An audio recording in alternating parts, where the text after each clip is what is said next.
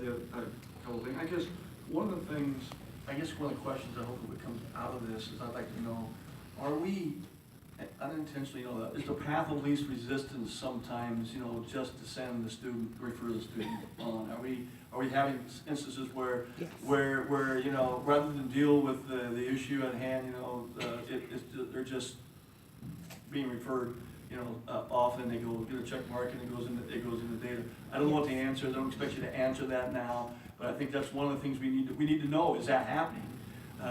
And if so, then what we can do to do that. And I think that the other thing I saw that I was really good to see the barriers that you had put up there. And I get, what are your plans for implementing that into this work and into this effort? Because it seems to me if we eliminate the barriers, not reduce the barriers, but eliminate those barriers, it goes a long ways to getting us to where we need to be at the end of the day.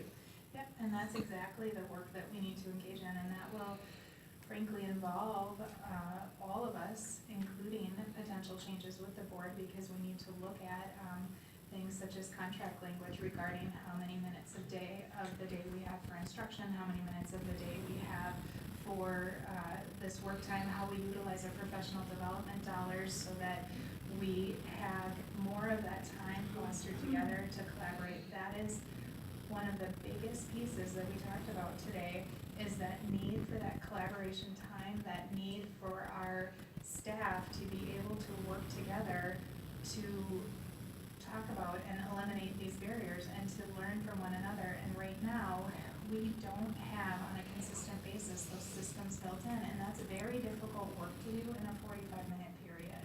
So really working on, we need to look at, and I'm not stating I don't have the solution as far as 45-15 fixes that. I'm not stating that. Please note, I don't want that quoted that I said that.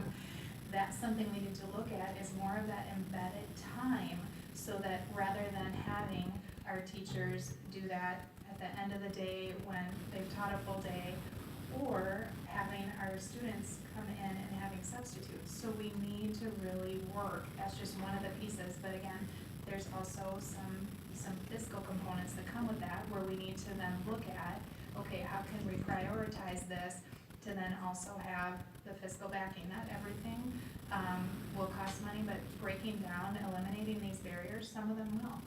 And that's the work we need to really look at and bring back to say, here's what we're seeing from a budget standpoint. And that's why I was talking about really looking at that integration, not solely integration, but looking at how are we utilizing those integration dollars and what can we do differently, and then just looking at our funding